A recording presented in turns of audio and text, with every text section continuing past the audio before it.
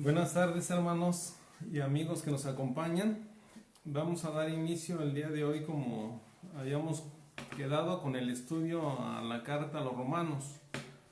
Hace 8 días habíamos dado una introducción de lo que fue la carta, y hoy quiero dar inicio con el estudio. Vamos a entrar a lo que ya son el primer capítulo, con los primeros versículos, estudiándolo.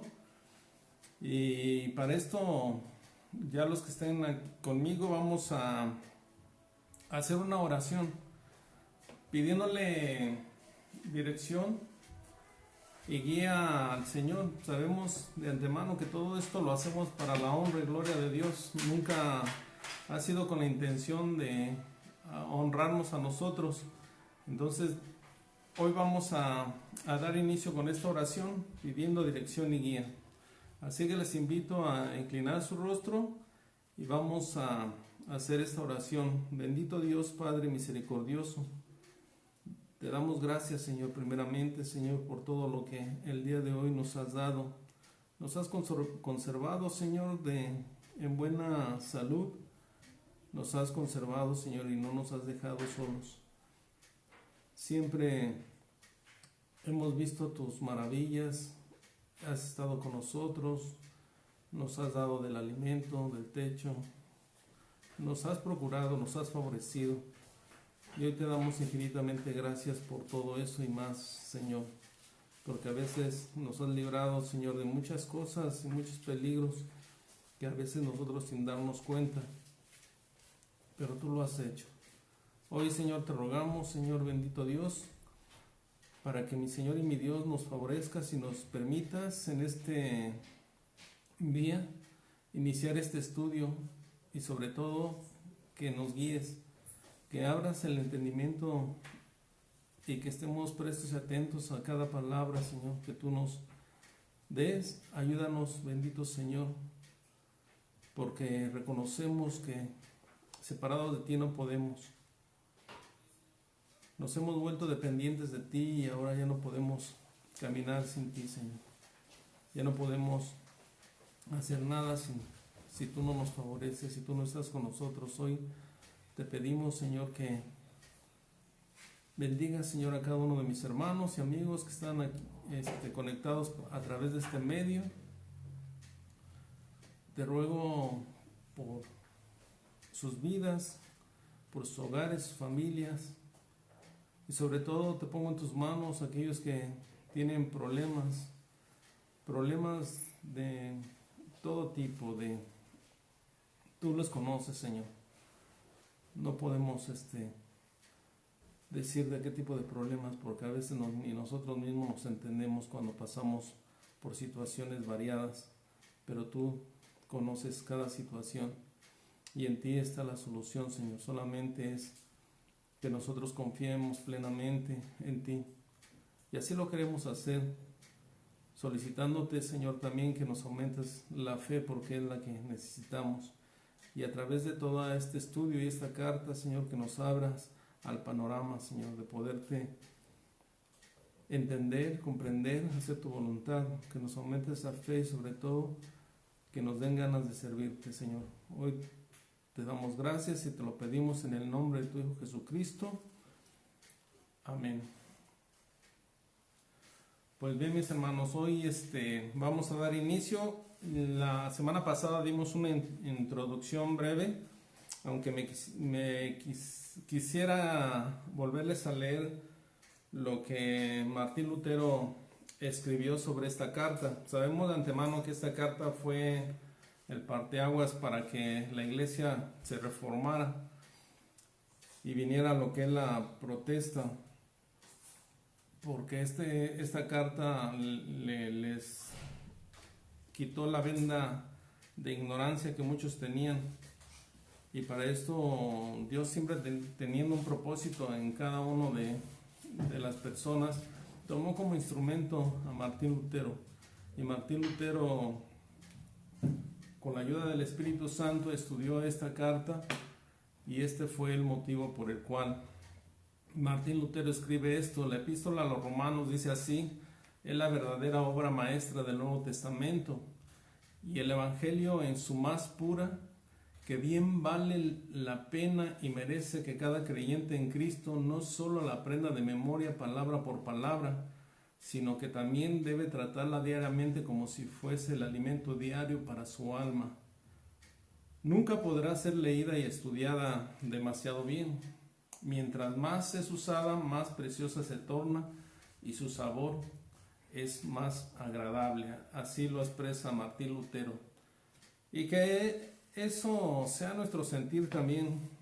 Entre más leemos esta carta, a mí me ha pasado, entre más la leo, como que más la voy entendiendo, más la voy comprendiendo.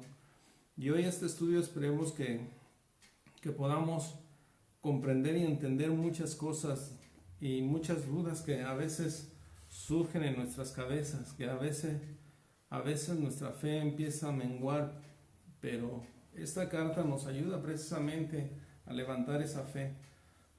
En la introducción vimos que el propósito de por qué quiso escribir Pablo a la iglesia de Roma, el tema principal que es la justicia de Dios, como se había mencionado, y sobre todo dimos algunos argumentos de por qué Pablo fue tanto el autor como el que fundó la iglesia en Roma. Pero eso seguirá en debate todavía, porque muchos piensan, no saben a ciencia cierta quién fue, pero hay muchos argumentos internos y externos que fue el apóstol Pablo. Entonces ahora vamos a entrar, nos corresponde el estudio ya entrar en el estudio de dicha carta. Entonces vamos a dar inicio a esto, dividiéndola de esta manera. O sea, aunque la introducción, déjenme decirles que fue los primeros 17 versículos, que fueron tomados los primeros 17 versículos para hacer la introducción que se les dio, pero vamos a dividir la carta, vamos a subdividirla más bien. Los primeros 7 versículos, pues vamos a considerar que el saludo personal que el apóstol Pablo hacía hacia la iglesia a Roma. Luego de los versículos 8 al 13 tenemos el propósito que tuvo Pablo para escribir esta carta. Y en los versículos 14 y 17 tenemos 3 cosas que caracterizaron al apóstol Pablo. Y hoy quiero dar lectura, esperemos que ya todos tengan su Biblia a la mano. Y vamos a dar lectura del versículo 1 al 7 y vamos a ir desarrollando versículo por versículo. Ustedes pueden ir haciendo sus anotaciones y si hay algunas dudas, preguntas, también yo creo que sería bueno que las anotaran y que por medio de los avisos pudieran expresar esa duda, esa pregunta o sugerencia. Y eso nos va todavía a abrir un poquito más el panorama para poder entenderla entre todos.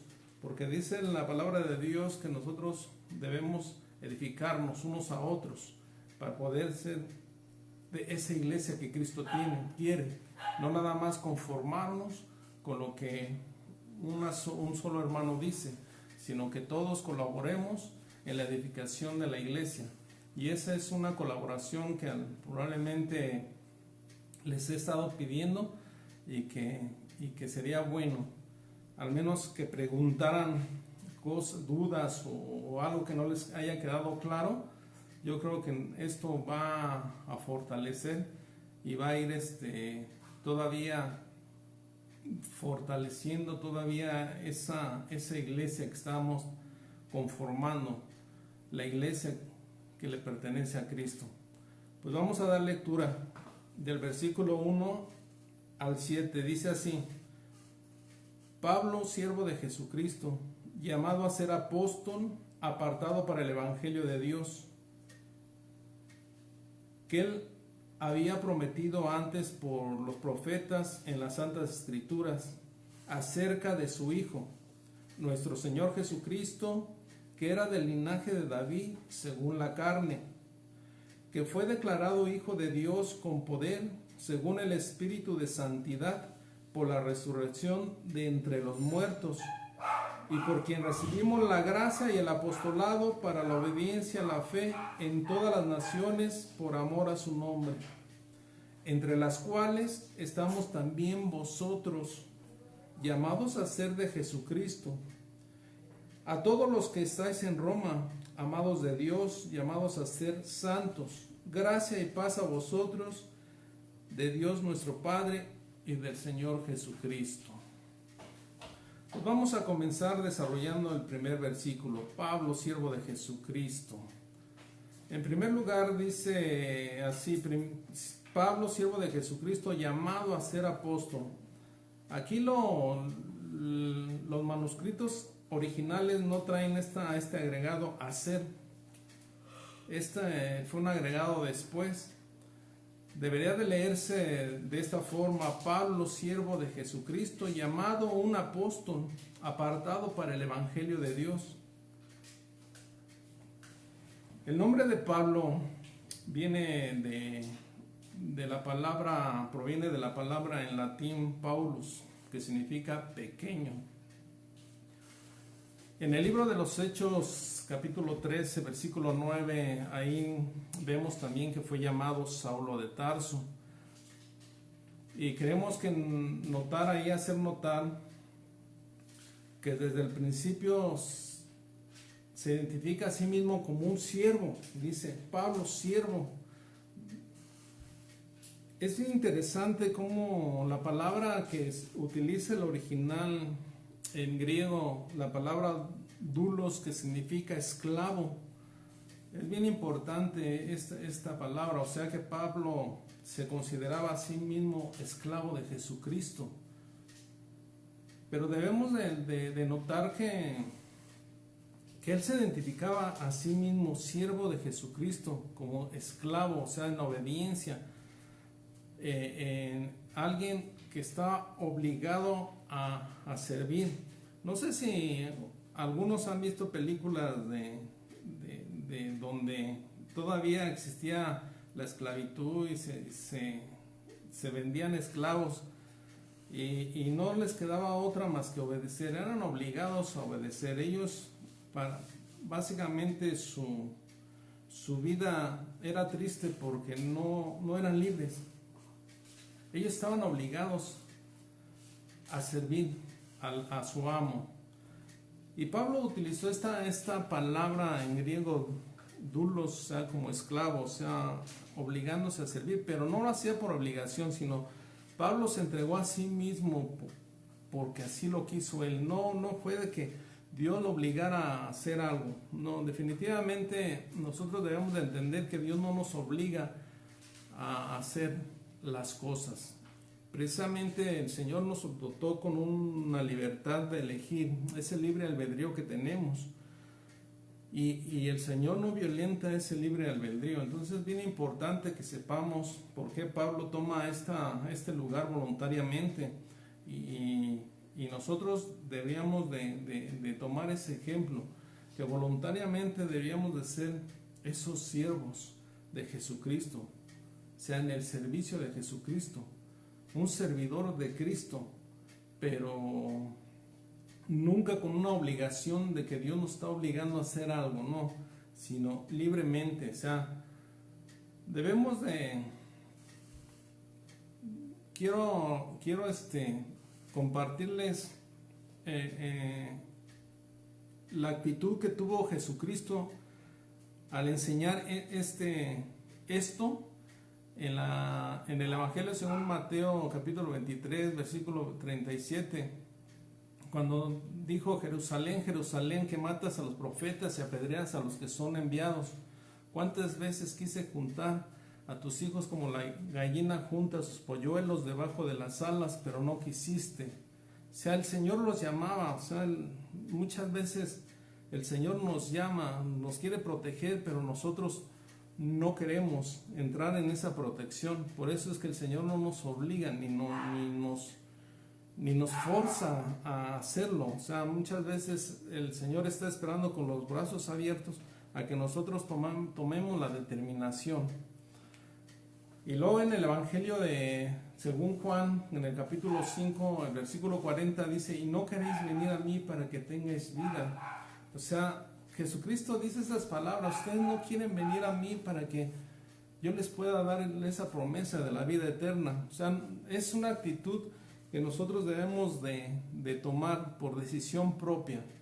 Entonces nosotros debemos de tomar esa decisión de ir a los pies de Cristo. Nosotros debemos de tomar esa actitud de querer ser siervos de Jesucristo. Entonces, vamos a ver cómo Pablo tuvo esa conversión para poder decir y poderse identificar y presentarse casi en la mayoría de sus cartas como siervo y apóstol, siervo de Jesucristo, apóstol de Jesucristo. Debemos de recordar que Saulo de Tarso pues era un agresivo perseguidor de la iglesia, de los cristianos, y cuando él iba camino a Damasco a apresar a algunos cristianos, se le apareció la gloria de Dios, el Shekinah de Dios, en la palabra griega, que se refiere a la gloria, a su esplendor. ¿Y por qué lo identificó el Saulo de Tarso? Siendo un fariseo, pues sabía las Santas Escrituras y sabía que solamente ese esplendor o resplendor, o como lo puedo llamar, esa luz tan grande que apareció, que lo cegó, él sabía que no era otra cosa más que Dios, o sea, que provenía de Dios. Por eso su primera pregunta cuando cayó al suelo, ¿quién eres, Señor? ¿Quién eres, Señor? O sea, sabía de antemano que era el Señor, pero él quiso preguntar, ¿quién eres, Señor? Y la respuesta que escuchó fue, yo soy Jesús, el que tú persigues, a quien persigues. Algunas Biblias traducen así. Y en ese momento le llegó básicamente la revelación de Dios a su mente, y fue cuando el apóstol Pablo decidió entregarse a Dios, porque lo siguiente que le dijo, Señor, ¿qué quieres que yo haga? O sea, lo reconoce como Señor, sabiendo de que era el Señor, y luego le dice, ¿qué quieres que yo haga? O sea, su conversión total, o sea, el encuentro, una conversión total de Saulo de Tarso a Pablo. Y en ese momento Pablo se hace un esclavo de Jesucristo. Aquí la palabra siervo, pero se traduce doulos en griego, que es esclavo. Esto lo podemos ver, está registrado en el libro de los Hechos, en el capítulo 9, todo esto que le estoy platicando. Pero volviendo al estudio del primer versículo de la carta del apóstol Pablo a los romanos, vemos que no solamente fue un esclavo o siervo de Jesucristo, sino también se identifica como su apóstol. Dice, Pablo, siervo de Jesucristo, llamado un apóstol. Aquí la Biblia traduce a ser apóstol, pero le digo que en el original no aparece esta palabra hacer, sino un apóstol nada más. Entonces se identifica también tanto como siervo como apóstol, llamado a ser, dice aquí la Biblia, pero Dios lo llama para el apostolado. Este hombre pues primero se identifica a sí mismo como siervo y esclavo, y entonces después llamado se llama o se autonombra apóstol. Ahorita vamos a ir explicando esto. Vamos a ir explicando. Pablo pudo decir en su primera carta a los Corintios, en el capítulo 9, versículo 16, dice que hay de mí si no anunciara el evangelio. O sea, el apóstol, sabemos que la palabra viene del griego, que significa enviado. En el Antiguo Testamento tenemos un similar con el profeta Jeremías, quien fue llamado En su niñez vemos que fue llamado desde su niñez y fue debido a este llamado que Jeremías pudo decirle a los falsos profetas que Dios le había dicho a ellos, según leemos en Jeremías capítulo 23, versículo 21, no envié yo a aquellos profetas, pero ellos corrían. Yo no les hablé, mas ellos profetizaban. Vemos que muchos se autonombraban así como profetas cuando no lo eran. Muchos se dicen llamar apóstoles y no lo son. Pablo dijo ser apóstol, que significa alguien que ha sido enviado. El Señor dijo que ningún enviado es más que el que le envía en Juan 13:16. Y la palabra se refiere más a alguien que fue elegido por el Señor Jesucristo. Aquí vamos a destacar un poquito el por qué el llamado de Pablo. Sabemos de antemano que Pablo defendía ese apostolado. En casi la mayoría de las cartas defendía el apostolado. Los 11 no compartían con Pablo que fuera apóstol, no lo compartían, porque en realidad no lo reconocían como tal.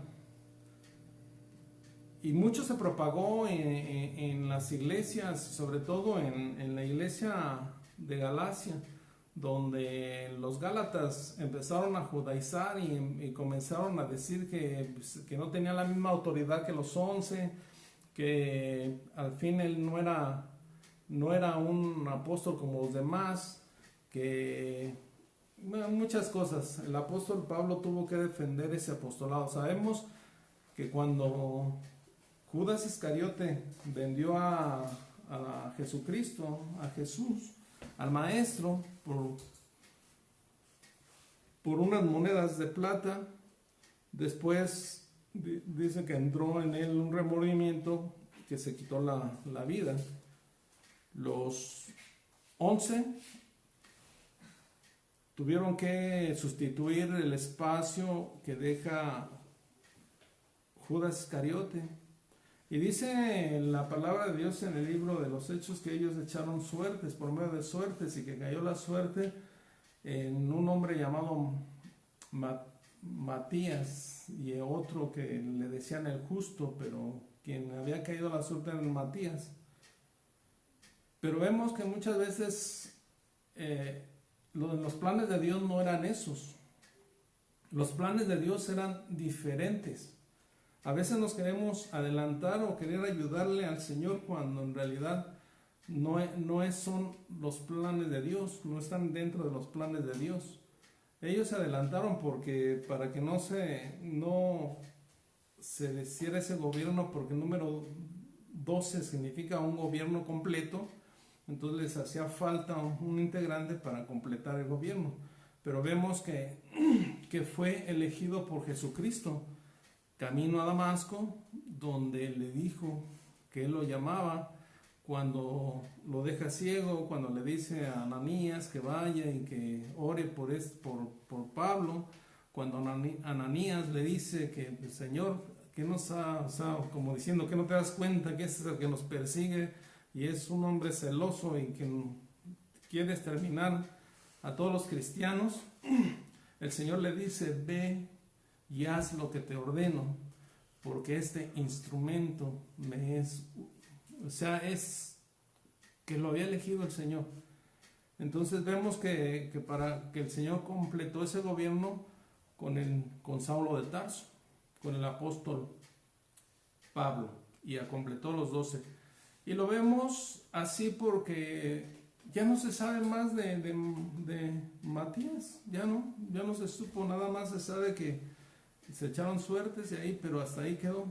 Después ya los otros 11 lo fueron reconociendo, fueron conociendo la gran labor que hacía Pablo propagando el Evangelio, y lo fueron reconociendo, lo fueron aceptando, y lo fueron básicamente ya reconociendo y lo fueron respetando. Pablo siempre se empezó a dar a respetar, y en todas sus cartas, por eso en el saludo siempre se hacía llamar siervo o apóstol de Jesucristo. O sea, defendía ese apostolado porque En realidad se lo había dado y se lo había entregado el Señor Jesucristo. Y tenía que haber sido testigo de Cristo resucitado. Quizá no lo trató personalmente ni físicamente, pero lo que pone en la carta, en la primera carta a los Corintios, en el capítulo 15, en el versículo 8, donde dice que y al último de todos, como a un abortivo me apareció a mí. Por ello Pablo hizo la pregunta retórica en la primera carta a los Corintios, en el capítulo 9, donde decía, ¿qué no soy apóstol? O sea, él preguntaba a los demás, ¿qué acaso no soy apóstol? No he visto a Jesús nuestro Señor, no he visto a Jesús el Señor nuestro, o sea, englobaba todo, o sea, ¿que acaso no lo he visto? Defendía totalmente ese apostolado. Entonces, aquí nosotros debemos de quedar que era el apóstol y un instrumento muy valioso, porque la mayoría de las cartas del Nuevo Testamento, pues, fue un instrumento valioso. Pablo, Saulo de Tarso, Pablo, el apóstol Pablo. Y Pablo dijo que podía hablar en otras lenguas, refiriéndose también, defendiendo su apostolado, porque sabemos que en el apostolado, pues, la referencia son los dones que conlleva el apostolado. Y decía el apóstol Pablo que él hablaba en otras lenguas, pero que también lo decía en su forma de que era en la carta de los Corintios, en el capítulo 14, versículo 22, dijo que el hablar en lenguas era una señal especial para los incrédulos. No era porque él que tenía que demostrar algo, sino más que nada era señal para que los incrédulos vieran que él era un apóstol. Por eso es que lo hacía. Siempre el hablar en lenguas, ese don de hablar en lenguas es con un propósito. Muchos tienen la idea de que si no hablamos en lenguas, entonces el Espíritu no está en nosotros, no hemos sido bautizados por medio del Espíritu Santo, y están en un error, porque no es así. Más que nada hay que tener mucho cuidado, porque lo que dice el apóstol Pablo, que el hablar en lenguas es una señal especial, pero para los incrédulos. Si realmente tú quieres hablar en lenguas, es porque estás dudando en tu corazón y que quieres tener esa señal que el Espíritu de Dios está en ti. Y caemos en esa postura que cayó también Tomás, donde dijo, hasta que yo no vea, yo no creo. Si el Señor no se me aparece, no lo veo, no lo ven mis ojos, si no veo sus heridas, si no meto el dedo en los hoyos de sus manos, si no meto mi mano en su costado, entonces no creeré. Todavía no terminaba de decir eso cuando se aparece Jesucristo y le dice, Tomás, ven, acércate, y le da las señales para que no seas incrédulo, le dijo. Después, ¿qué pasó? Tomás lo reconoce, Señor mío y Dios mío, lo reconoce como su Señor, como su Dios. Pues así nos puede pasar a nosotros, si buscamos esas señales de hablar en lenguas, porque solamente teniendo esto entonces el Espíritu está en mí, no. Debemos de tener mucho cuidado y el hablar en lenguas siempre va a tener un propósito, como se los expliqué en alguna ocasión, donde quizá el Señor sí puede utilizar cuando nos encontremos en un lugar donde nuestra lengua no es entendible o habla en otra lengua. El Señor puede hacerlo. El Señor es el Todopoderoso y lo puede hacer. Precisamente como ¿para qué? Para que evangelices a otras personas, para que le hables de la buena noticia, para que hables de el Señor Jesucristo. Entonces, de modo que creemos que este don, por lo menos en parte de los que tienen el apostolado, pues sí, lo llegan a tener. Y el hablar en lenguas, pero también otro de los dones que se manifiestan en el apóstol, pues el don de sanidades, lo sabemos. El apóstol Pablo, al igual que el apóstol Pedro, pues lo tenían. En la Biblia se registra muchos casos extraordinarios que ellos hicieron en cuestión de sanidades. Vemos las maravillas que hicieron, pero todo esto fue con un propósito. Entonces, Pablo fue esclavo de Jesucristo, no hay duda, y así se consideraba, pero fue voluntariamente. Él entregó su vida al servicio de Cristo. Fue apóstol, no cabe la menor duda aquí. Fue un apóstol. Y ahora vamos a analizar la tercera cosa que dice en cuanto a él. Dice aquí, llamado a ser apóstol, apartado para el evangelio de Dios. Pablo había sido apartado para el evangelio, separado para algo. O sea, es interesante esto, apartado para el evangelio de Dios. Aquí podemos ver que su conversión y su mirada, la gracia de Dios no fue en el momento, en el camino de Damasco, sino Dios ya lo traía en la mira desde mucho antes. Yo creo que desde, como decía el rey David, desde el vientre de su madre, ya lo conocía y fue predestinado para esto. Pablo fue un instrumento valioso, a pesar de cuando era Saulo de Tarso, fue un instrumento valioso que Dios echó mano para esto. Eso de la persecución no fue otra cosa sino permitida por Dios, porque la misma desobediencia trae consecuencias.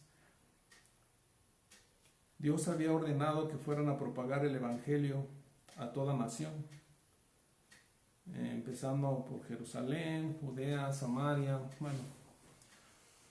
Y sabemos la historia, que ellos se establecieron en Jerusalén y ya no quisieron salir de ahí. A tal grado que pues Dios los obligó y tuvo que levantar a Saulo de Tarso para obligarlos a esparcirse y que obedecieran. Muchas veces nosotros nos damos cuenta que las consecuencias que nosotros tenemos a lo largo de la vida es precisamente consecuencia de nuestra propia desobediencia.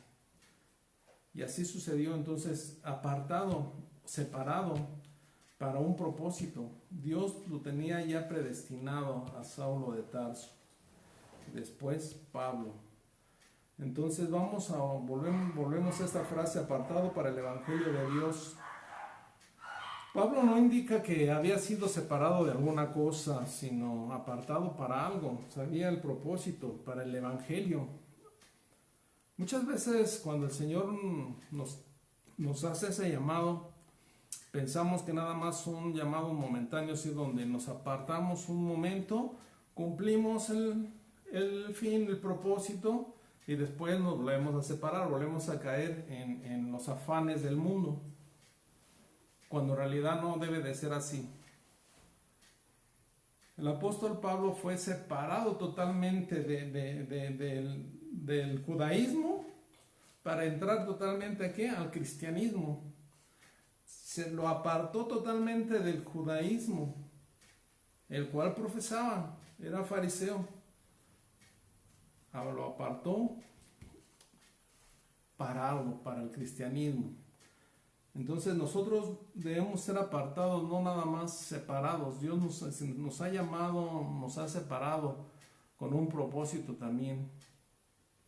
Y aquí vamos a echar mano de una palabra que es clave, el matrimonio, que está plasmado en el libro de Génesis capítulo 24.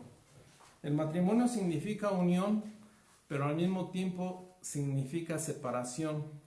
Como unión y luego separación.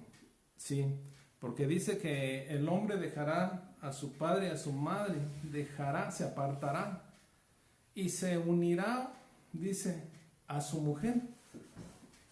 Y que la unión será tan perfecta que lo describe que los dos serán una sola carne. Bueno, nosotros como cristianos debemos de separarnos ¿de qué? Del mundo para unirnos ¿a quién? A Cristo. Entonces es algo muy interesante, que si nosotros logramos entenderlo, va a ser menos difícil nuestro caminar en Cristo, porque Nosotros hemos sido separados de las tinieblas para entrar a la luz. Nosotros debemos separar la carne del espíritu. Y hay muchos ejemplos así, pero el matrimonio nos lleva a esto, ¿no? Es que significa unión, pero al mismo tiempo separación. Se separa de algo para unirse y formar una sola carne. Nosotros nos separamos del mundo para entrar y unirnos a Cristo y los dos ser uno, una sola carne. Si entendemos esto, vamos a tener mucho menos problemas en este mundo. En este mundo realmente donde nuestra sociedad es muy complicada y difícil, cada día se vuelve más complicada y cada día se vuelve más triste, porque vivimos una sociedad, como se los dije la vez pasada, donde a lo bueno le llaman malo y a lo malo le llaman bueno, donde quieren la bendición pero sin aquel que da la bendición de Dios, donde nada más buscamos a Dios por sus beneficios, pero no lo buscamos por lo que Él es. En una sociedad, de esta sociedad estamos hablando. Una sociedad que está pasando por una situación complicada y difícil, que el Señor va a tener misericordia, nos va a sacar y que vamos a volver a caer a ser los mismos. No lo sé, esperemos que no sea así, pero cada quien, yo creo a título personal, debería de reflexionar en esto y hacer un cambio. No esperar que los demás lo hagan. O sea, si aquel lo hace, yo lo hago. Si no lo hace, pues yo no lo hago. No, sino ser nosotros diferentes. Apartarnos, separarnos, porque Dios lo está haciendo así. Vamos, permítame ilustrar lo que quiero dar a entender. En la porción del Nuevo Testamento, en la primera carta a los Tesalonicenses, en el capítulo 1, versículo 9. Puede ir apuntando las citas. Primera carta a los Tesalonicenses, capítulo 1, versículo 9. Pablo indicó que los creyentes que vivían en Tesalónica, cuando aceptaron a Cristo como su Salvador personal, se convirtieron, o sea que se apartaron de los ídolos a Dios para servir al Dios vivo y verdadero. Nosotros, yo creo que la mayoría que he platicado con algunos hermanos y los que se han ido al cristianismo, venimos de abrazar el catolicismo romano. Nos apartamos de eso para entrar a la verdad que es Cristo. Y es lo que les pasó a la iglesia de los tesalonicenses en Tesalónica. Es exactamente. Entonces, vamos a entender y comprender que nosotros somos separados. O sea, somos llamados a ser santos. La palabra santo, más adelante lo vamos a ir viendo. Ahorita nada más quiero mencionarla, pues significa apartado ¿para quién? Para el Señor. Jesús mismo dijo que nosotros debíamos ser sal de la tierra. Nosotros somos llamados también, como el apóstol Pablo, fue llamado para un propósito. Pablo entendió que él era sal de la tierra, sal del mundo. Y nosotros cuando comemos unas papas sabritas, así que están saladas, ¿qué produce? ¿Qué nos produce inmediatamente? Nos produce una sed tan intensa, bueno, en el caso mío me produce una sed que inmediatamente estoy sediento y quiero tomar agua. Pues imagínense que los cristianos debemos ser esa sal del mundo. Pablo lo fue esa sal del mundo, que tenía esa sed de llevar el evangelio, de hablar de Cristo, de fundar iglesias, de llevar a muchos inconversos a Cristo. Y nosotros pensemos por un momento y contéstese usted, ¿qué está haciendo usted para provocar esa sed en otras personas, esa sed de Jesús en otras personas? Si nosotros somos nombrada la sal, nosotros como sal debemos de provocar esa sed. ¿Qué estamos haciendo nosotros? ¿Nosotros realmente sí somos la sal o ya esa sal se volvió insípida, donde realmente no tiene ningún efecto? Pues realmente es eso. Dice Jesucristo que Él es el agua viva. Y Y si nosotros tenemos esa sed intensa, entonces, y provocamos sed intensa, van a buscar esa agua. Y Cristo les va a dar de esa agua, de ese alimento. Pero aquí vamos a ver otro aspecto interesante sobre la separación, apartado, separado. La palabra separación, que es en el griego, proviene de la misma palabra donde nosotros recibimos la palabra horizonte. Hemos notado que cuando uno, bueno, no sé, los que han tenido la oportunidad de viajar en avión y ver el horizonte, así desde las alturas, vemos realmente un panorama totalmente abierto donde vemos que la vista no alcanza a percibir todo lo que está debajo. Y esta misma palabra de horizonte quiere decir que está tan extenso que uno debe de comprender que el Señor nos separa para eso realmente, porque el Señor nos está llamando a hacer esos horizontes, a donde se propague realmente esa palabra, donde se extienda a muchos hogares, a muchas personas. Y eso sería maravilloso si nosotros lo pudiéramos lograr, de ir propagando ese evangelio. Debemos recordar que no nada más, dice el apóstol, tiene ese llamado, al igual que el evangelista, sino todos los que han recibido a Cristo como Señor y Salvador tienen esa tarea de la gran comisión, donde se debe de propagar el evangelio, la gran comisión. No nada más decir, pues hay que lo hagan ellos, o los que tienen el ministerio, o los que tienen el don. Todos aquel que recibe a Cristo como Señor y Salvador, inmediatamente tiene esa necesidad y se despierta esa sed de ir y propagar el evangelio. Queremos, así cuando nos pasa algo extraordinario o o recibimos una buena noticia, que queremos que todo el mundo se entere. Por ejemplo, los que sigan a sacar un premio, la lotería, inmediatamente van con su familia llenos de euforia, donde quieren enterarse así con una emoción tan grande, donde quieren expresar el gozo que ellos sienten. Lo mismo nosotros deberíamos de hacer lo mismo.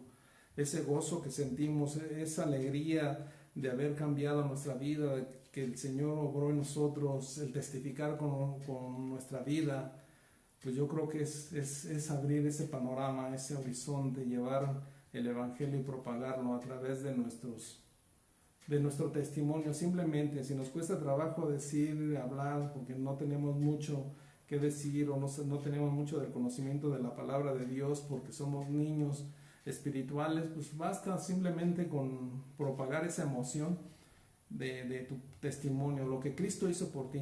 Con esto es más que suficiente.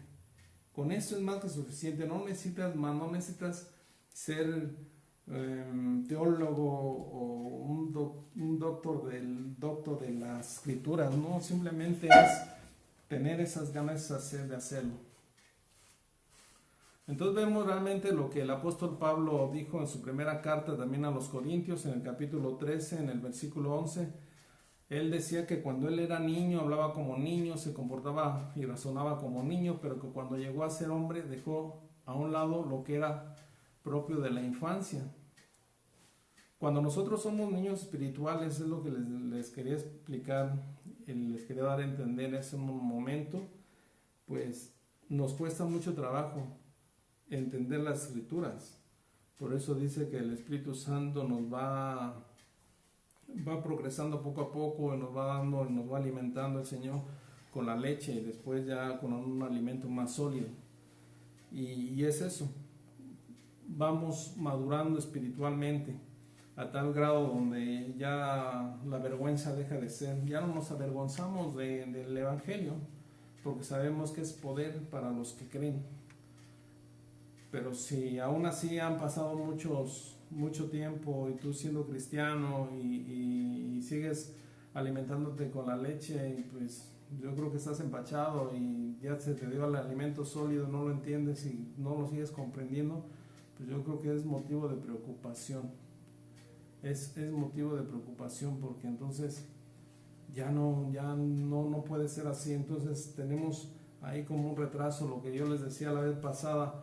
Imagínese usted, su hijo, cuando era bebé, cuando usted lo ponía en sus brazos, lo llevaba a la cuna, lo veía, lo contemplaba y decía, uno le decía, pues, mi angelito, porque parecían angelitos, ya los tenía. Imagínese que ese niño fuera creciendo en lo físico, pero mentalmente quedara igual.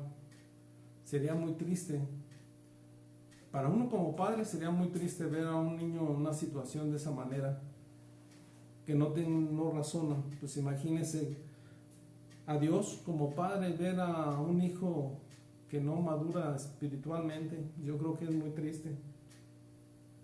A mí me da mucha tristeza ver hermanos que llevan años y que los ves como que no dan un paso adelante, pero no es porque estén retrasados, sino porque no lo quieren hacer, no quieren dar ese paso, porque las capacidades la tienen. Dice la palabra de Dios que quien esté falta de sabiduría la pida a Dios y Dios se la va a dar, pero a veces es eso, no lo queremos hacer. Entonces continuamos con ese versículo 1. Me estoy extendiendo mucho, hermanos, ahorita ya le apuro un poquito más.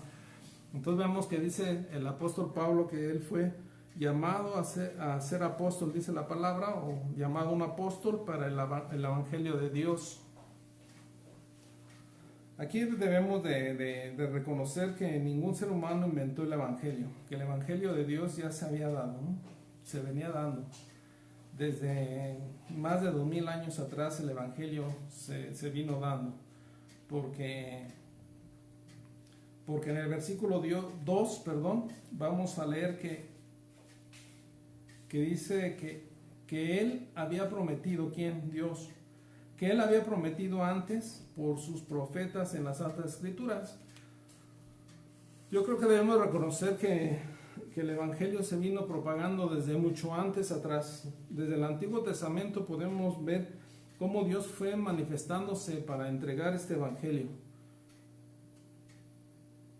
Y hoy quiero compartir en el libro del sacerdote y profeta Ezequiel. Podemos observar en el primer capítulo la visión que él tuvo, y en esa visión habla precisamente de ese evangelio. Hay algo muy bonito, y sobre todo en el versículo 10, que quiero leérselos, en el libro del profeta Ezequiel, sacerdote. Podemos observar y analizar esta visión, y sobre todo la visión que tuvo, y sobre todo enfocarnos en el versículo 10, que nos dice que el aspecto de sus caras eran como una cara de hombre, una cara de león al lado derecho, una cara de buey al lado izquierdo, y en la parte de atrás decía que una cara de águila. O sea, un ser viviente con 4 rostros. Ahí dice 4 seres vivientes, cada uno de los seres vivientes tenía tantas alas, con su rostro era estos 4 rostros. Y teológicamente han estudiado, la mayoría coinciden de que se trataba de la visión que estaba dando el Señor, se trataba del evangelio. Y lo podemos comparar en Apocalipsis, en el capítulo 4, del versículo 6 al 8, también es exactamente la misma visión que tuvo el apóstol Juan. Nos recuerda entonces los 4 evangelios en los cuales Cristo fue revelado en sus 4 aspectos. Vemos su realeza como rey en Mateo, simbolizada por el león, que simboliza lo que es Mateo. Su servicio, que nos lo relata Marcos, simbolizado por el rostro del buey. Su perfecta humanidad, totalmente humano, quien habla de su humanidad es Lucas, el doctor Lucas, simbolizando el rostro de hombre. Y su deidad, su divinidad. ¿Quién habla de la divinidad? Juan, el evangelio según Juan. Y estaba simbolizado, ¿por qué? Por el rostro del águila volando. Entonces vemos que como la revelación, por eso decía así en el versículo 2, que él había prometido antes a sus profetas en las Santas Escrituras antes. Estas cuatro criaturas vivientes se aparecen mucho a la descripción que tenemos de los querubines en el libro de Génesis, en el jardín del Edén. Eso ya se los dejo de tarea y léanlo. O sea, que estaban resguardando el árbol de la vida. Esto quiere decir que si uno vuelve atrás y examina totalmente los libros del Antiguo Testamento, nos vamos a dar cuenta que el Evangelio fue prometido y que se estaba gestando. Dios lo estaba ya dando desde entonces. Entonces vemos aquí que no fue inventado por el hombre, que no fue a partir de Jesucristo, sino fue desde la antigüedad. Como dice la palabra de Dios, donde dice el Señor que sus pensamientos son más altos que nuestros pensamientos, sus caminos más altos que nuestros caminos, así como los cielos es más alta que la tierra, así son sus pensamientos. Entonces Dios nos conoce perfectamente, conoce nuestros pensamientos, sabe realmente lo que nosotros hacemos, o sea, nos conoce y Él se anticipa a hacer las cosas. No es que Él esté jugando con nosotros, predestinándonos o que ya tenemos un destino ordenado y esto va a pasar y tiene que pasar. No, definitivamente no. Es nuestro libre albedrío que nos lleva a cometer tantos errores y que Dios lo permite para que nos demos cuenta que estamos mal y que lo necesitamos a Él, que solos no podemos. Entonces vamos viendo en esto. Entonces vemos realmente cómo el Señor todo esto lo fue gestando desde la antigüedad y no nos habla otra cosa más que de su gran amor. Nos muestra ese gran amor que tiene para su humanidad. De tal manera, dice en Juan 3:16, que amó al mundo, ¿no? De tal manera nos amó. Y en Juan, en el Evangelio de Juan, en el capítulo 4, versículo 19, dice que nosotros le amamos a Él porque Él nos amó primero. Dios nos ama y nos amó desde antes que nosotros nos formásemos en el vientre de nuestra madre. Eso es una realidad y una verdad. A nosotros nos cuesta trabajo entenderlo y comprenderlo, pero Dios es amor y Dios nos amó. Nosotros tenemos un fin y un propósito. Y si nosotros no comprendemos el gran amor que tiene Dios para nosotros, pues yo creo que estamos perdidos en el camino. Dice que el apóstol Pablo lo expresa de esta manera a título personal cuando dijo en su carta a los Gálatas, en el capítulo 2, en el versículo 20, me amó y se entregó a sí mismo por mí. Él lo entendió, que se entregó Jesucristo por el gran amor que Él tenía por Él. Y nosotros debemos reconocer ese sacrificio tan grande que hizo el Señor por nosotros, por cada uno de nosotros. Es un sacrificio tan grande mostrando su amor, su inmenso amor. Entonces vemos que el Señor había prometido antes a sus profetas acerca de quién, dice que acerca de su Hijo. En el versículo 3, perdón hermanos, acerca de su Hijo, nuestro Señor Jesucristo, que era del linaje de David según la carne. Entonces, que Dios había prometido acerca de quién, de nuestro Señor Jesucristo, de su Hijo. Esta palabra acerca viene de la preposición griega peri, que es una palabra que usamos muy a menudo en otras palabras como periscopio, perímetro y otras más. Perdón.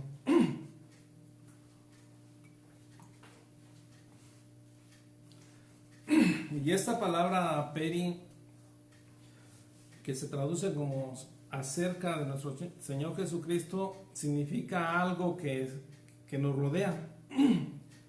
Por eso dice que nuestra vida debe ser cristocéntrica. Cristo debe ser el centro. No es de que nosotros seamos el centro y Cristo esté alrededor. Dios nos protege, sí. Nos rodea con su luz, nos rodea con su protección, con sus favores, con sus bendiciones. Pero nuestra vida es cristocéntrica. El centro de todo es Jesucristo. Entonces, vemos que es acerca de su Hijo. Todo eso del Evangelio no es otra cosa más que acerca de su Hijo, nuestro Señor Jesucristo. Lo debemos reconocer como Señor. Por eso es de que es bien importante que nosotros reconozcamos a Cristo como Señor y Salvador. No nada más como Salvador, sino como nuestro Señor. Y como nuestro Señor, pues si lo reconocemos así, pues vamos a ser esclavos.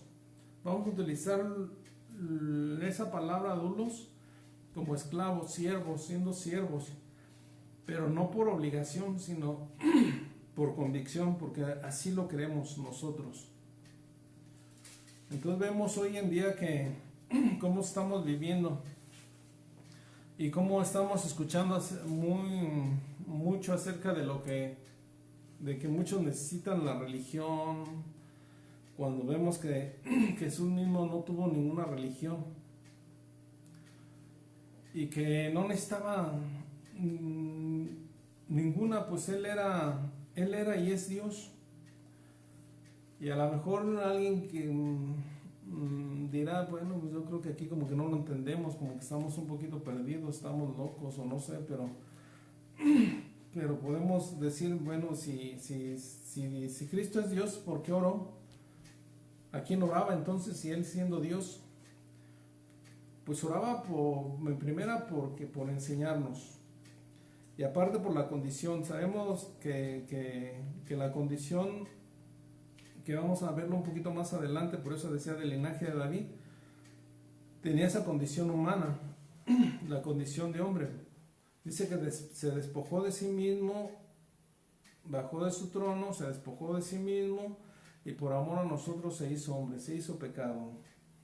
Entonces tenía la condición de hombre, y como condición de hombre vino a enseñarnos, oró realmente intercediendo. Él era intercesor, ayudándonos. Él se humilló voluntariamente y vivió a nuestro nivel. Y recordemos el caso de Lázaro al lado de la tumba, Jesús orando. Vemos que él expresaba las palabras Padre, siempre dirigiéndose al Padre. Y decía, Padre, gracias te doy por haberme oído. Yo sé que siempre me oyes, pero lo dije por causa de la multitud que está alrededor, para que crean que tú me has enviado. Entonces vemos que oraba por causa, sino por los demás, para que los demás lo escucharan. Cuando sus discípulos le dijeron, enséñanos a orar, él comenzó diciendo, Padre. Y por eso es de que nuestra oración debe ser trinitaria, dirigida al Padre, guiada por el Espíritu Santo y en el nombre de Cristo Jesús sellada, porque sabemos de antemano que Cristo nos dijo que todo lo que pidieres al Padre en mi nombre os será entregado, ¿no? Entonces por eso es que la oración se vuelve así. El Señor oraba y oraba a cada instante, no nada más en momentos de necesidad, sino de todo momento. Oraba en todo momento. Y siempre dando gracias, siempre orando, siempre intercediendo, siempre rogando, pero también con un propósito y una enseñanza en su condición de hombre. Decía que tenía la necesidad. Y aquí vemos en el mismo versículo 3 que dice acerca de su Hijo nuestro Señor Jesucristo, que era del linaje de David según la carne. Es lo que les decía, su lado humano, su humanidad. Nació de una virgen y fue declarado el Hijo de Dios con poder, porque según el Evangelio, en el versículo 4 dice que fue declarado Hijo de Dios con poder según el Espíritu de Santidad por la resurrección de los muertos. En el versículo 4, que fue declarado Hijo de Dios con poder según el Espíritu de Santidad por la resurrección entre los muertos. Aquí hay que aclarar una cosa muy importante. aclarar que la resurrección no fue lo hizo Hijo de Dios, sino solamente confirmó y reveló quién era Él. Él era el Hijo de Dios, vino como hijo, como humano, pero se reveló como el Todopoderoso, como el gran yo soy, como yo soy. Y se manifestó a tal grado que los que conocían estas expresiones, que eran la mayoría de los judíos, pero sobre todo más los fariseos, que eran los más celosos en la ley de Dios, donde decía que escuchar esas palabras del yo soy, pues era una ofensa, decían que blasfemaban, por eso, a tal grado que lo condenaban, y él se manifestaba así. Entonces no fue la resurrección que hizo al Hijo de Dios, sino que confirmó su resurrección, confirmó el poderío de Dios, o sea, se levantó con poder. Él fue tan hombre como cualquier hombre, pero también fue tan Dios como él mismo. O sea, no es que podamos decir que Jesús, por ser hombre, no era Dios, ni tampoco lo hacían que no era Dios porque era hombre, ¿no? Muchos piensan en su pensamiento, en su manera de razonar, que el Señor no pudo haber elegido o hacerse pecado, o sea, de esa manera, porque Dios pues no tolera el pecado. Pero vemos que el Señor vino y se dice que por obra del Espíritu Santo se encarnó de María la Virgen y se hizo hombre. No se fue concebido con pecado, sino se hizo hombre así. Por su divinidad se manifestó de esa forma. Y vemos que la situación que vemos que muchos dicen que no puede ser eso, no puede ser un hombre carnal, pecador. Vemos que él no fue pecado, no cometió ningún pecado, sino que se hizo pecado, o sea, como un hombre, por amor a los hombres. Entonces aquí yo creo que el pensamiento que muchos tienen en la manera de razonar así, pues nos da a entender que aún no han entendido muy bien las escrituras en la forma de cómo lo manifiestan o lo ven así. Pero siguiendo adelante, dice ahora en nuestro estudio, en el mismo versículo 4, que dice esta segunda parte, que fue declarado Hijo de Dios con poder según el Espíritu de Santidad. Aquí, si nosotros nos observamos detenidamente, vemos la manifestación de la Trinidad de Dios, lo que muchos no creen en la Trinidad de Dios. Aquí declarado Hijo de Dios, del Padre, ¿con poder de quién? Del Espíritu Santo, Espíritu de Santidad. Entonces vemos la manifestación de las tres personas aquí, en este párrafo. Y nosotros creemos en la doctrina de la Trinidad. Y luego concluye diciendo por la resurrección de entre los muertos. Entonces permítame decir que la resurrección lo comprobó totalmente todo comprobó quién era el Señor Jesucristo, quién era Dios mismo, lo presentó como Hijo de Dios. Y vamos a encontrar en él que después de todo esto el apóstol Pablo lo declaró así, de esta manera, reconociéndolo Hijo antes de que se viniera lo del credo, donde el credo de los apóstoles y muchos credos que se escribieron más adelante declaran y defienden la Trinidad de Dios, ¿no? Dicen que por obra del Espíritu Santo se encarnó de María la Virgen y se hizo hombre, sea el Señor mismo, sea la Trinidad de Dios manifestado, y que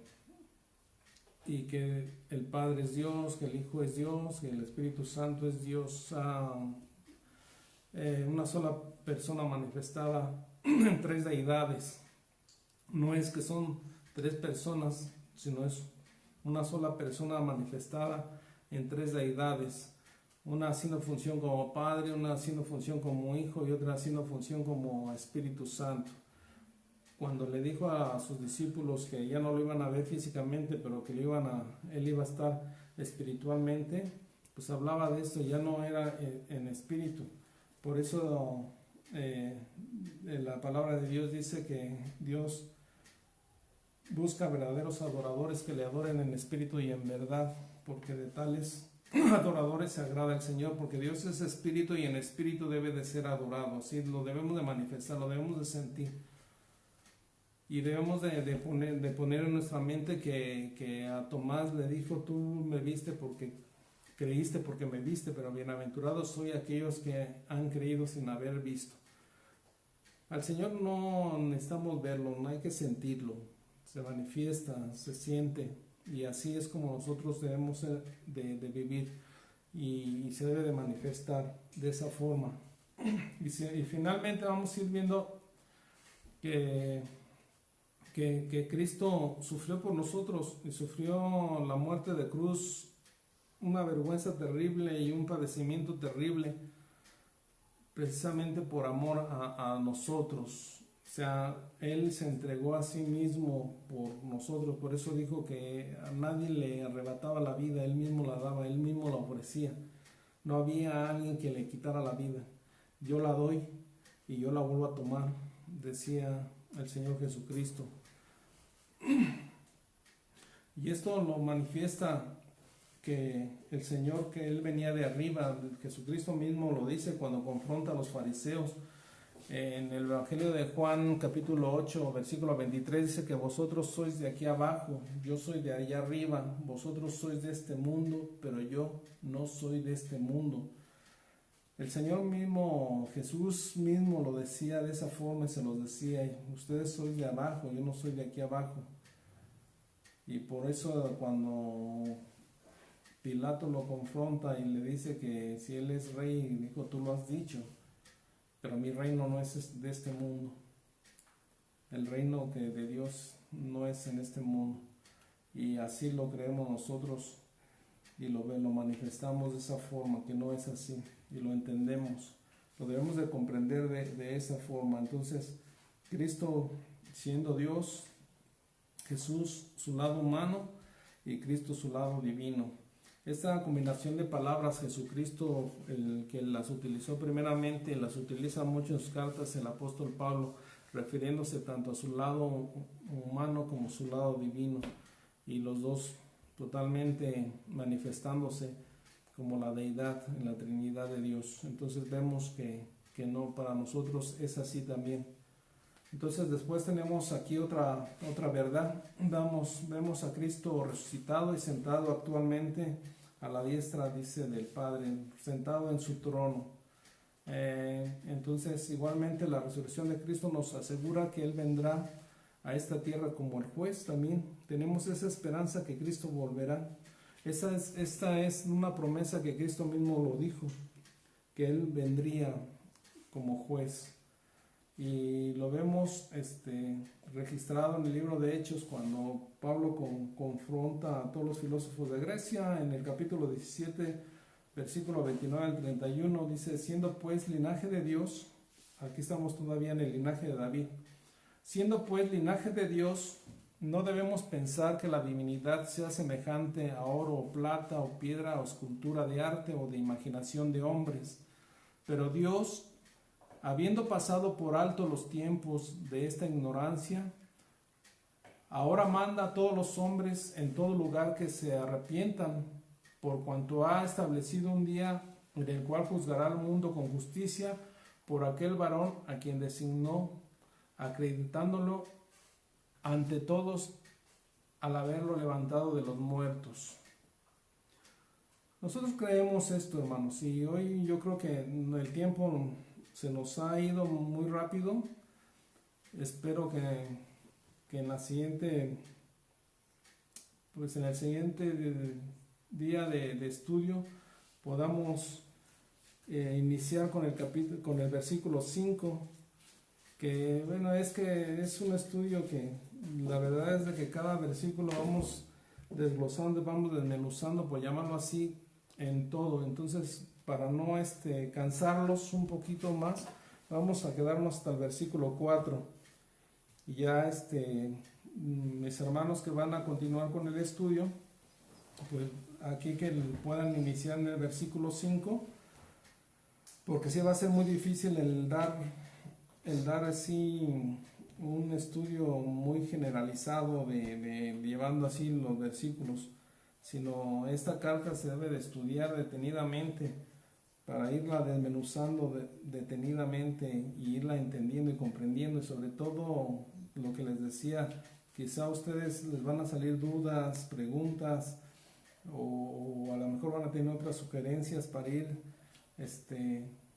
edificando esto y apoyándonos, vamos en la edificación los unos a los otros. Probablemente puedan ustedes también pues colaborar con algo, de alguna otra información donde podamos entenderlas y comprenderlas mejor. Entonces aquí nos vamos a quedar hasta el versículo 4, hermanos, y vamos a dar por terminado esto el día de hoy, este estudio, y vamos a irlo meditando, y sobre todo vamos a irlo entendiendo y comprendiendo. Y les invito, hermanos, a que inclinemos nuestro rostro. Vamos a terminar con una oración. Bendito Dios, Padre de misericordia, te damos infinitamente gracias porque el día de hoy nos permites el congregarnos de esta forma, así de manera virtual, para este estudio.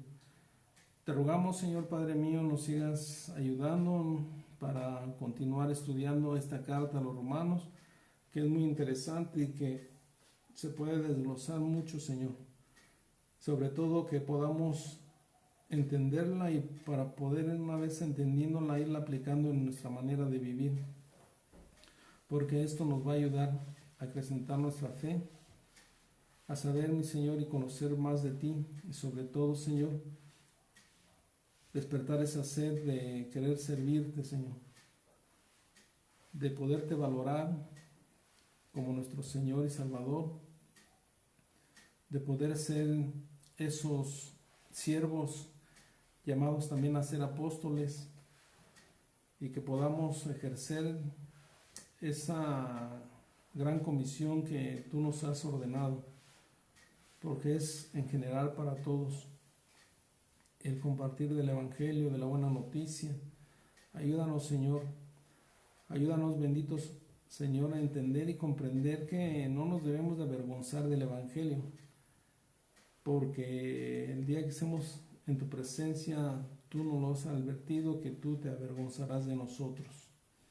No creemos, Señor, que tú te avergüences de nosotros. Ayúdanos, Señor, porque no nos diste espíritu de cobardía, sino de valentía, de poder y de dominio propio. Entonces podemos dominar esta carne y podemos ejercer ese poder que está dentro de nosotros, que es a través de tu Santo Espíritu. Ayúdanos, Señor, te lo rogamos, te lo suplicamos, en el nombre de tu Hijo Jesucristo. Amén. Pues bien, hermanos, que pasen buena noche y vamos a continuar la siguiente semana.